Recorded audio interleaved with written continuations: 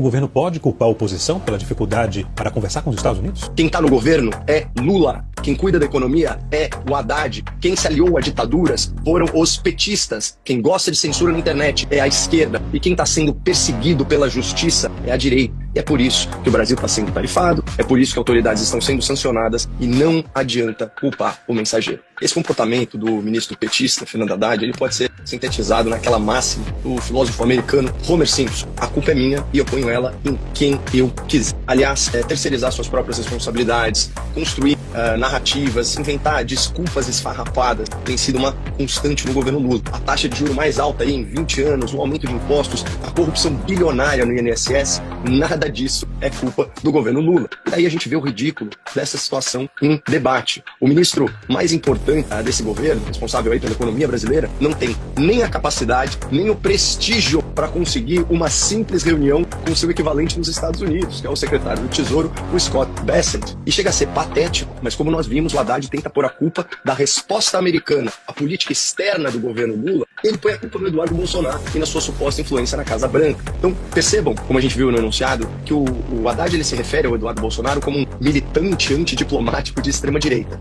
Mas o Haddad não diz e nunca vai dizer nada sobre alguns pontos. Por exemplo, o Haddad não diz nada sobre as falas do Lula atacando o dólar, ele não diz nada sobre as ofensas do Lula contra o presidente americano, o qual ele chamou de nazista, de fascista. Ele não fala nada sobre a aliança do Lula com as ditaduras asiáticas e latino-americanas. Ele não fala nada sobre a tolerância do Lula com organização criminosa, organizações terroristas. Ele não fala nada sobre o apoio do Lula à censura na internet. Não fala nada sobre a compra bilionária de petróleo russo autorizada por Lula que financia a guerra contra a Ucrânia. E, principalmente, não falou e não falará nada sobre a interferência do governo Joe Biden, que foi decisiva para a eleição do Lula em 2022. Então, pessoal, em outras palavras, o Haddad ataca o mensageiro porque ele não conseguiria argumentar contra a mensagem, contra a verdade dos fatos.